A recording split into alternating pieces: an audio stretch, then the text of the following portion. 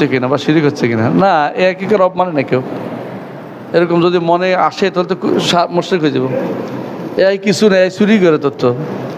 আপনি যদি ইন্টারনেটে না থাকে দেখবেন এআই দিতে পারতেছে না। সে বলে কি চাই, আরেকটু আগে বলেন, আর একটু বুঝিয়ে বলেন, মানে আপনি বুঝিয়ে দিলে সে দেয়।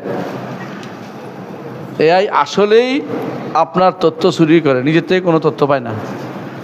এআই কোরআনের অনুবাদ থেকে চুরি করে, হাদিসের অনুবাদ থেকে চুরি করে, আমাদের মাশায়েখদের ফতোয়া থেকে চুরি করে। এআই চোর,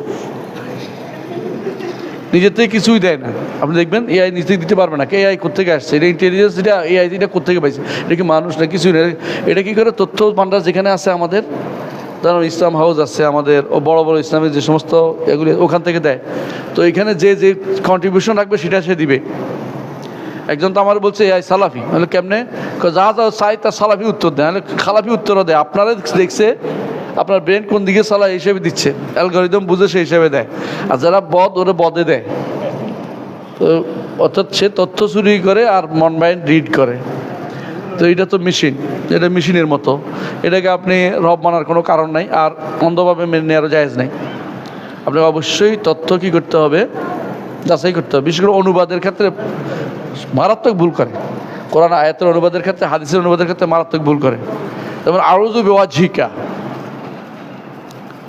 এটার অনুবাদ করছে এআই। কী অনুবাদ করে জানেন?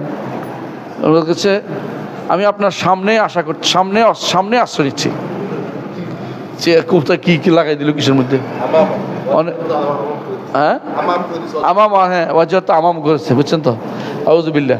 তো এর অর্থ হচ্ছে এরা অনুবাদ নিজের পক্ষ থেকে মাঝে মধ্যে এআই কী করে দেয়, অথবা বেদায়েত থেকে অনুবাদ দেয়, প্রচুর দেখবেন এরকম।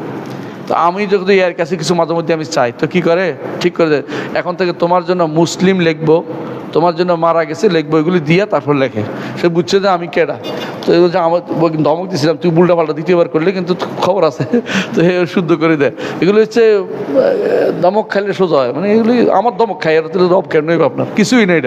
এটা হচ্ছে জাস্ট একটা মেশিন, বিভিন্ন রকমের জমা করছে, এগুলো আপনাকে দিচ্ছে।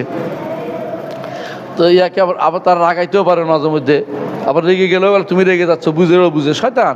মানে এই কোনো ভালো মানুষ, ভালো কিছু নয়। আসলে আপনাকে উপকার নেবেন, বাকিটা কী করবেন। হ্যাঁ, এটা কীরকম, ওই মেশিনগুলির মতোই। মেশিনগুলি ভালো কাজে লাগানো যায়, খারাপও লাগানো যায়।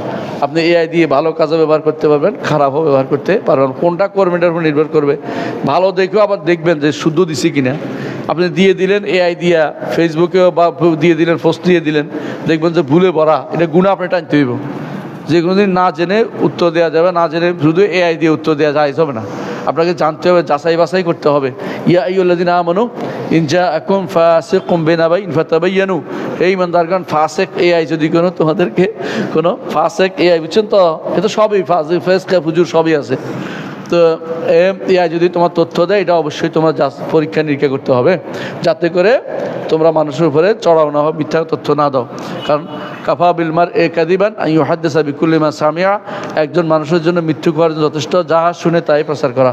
সুতরাং আশা করি বিষয়টা বুঝছেন।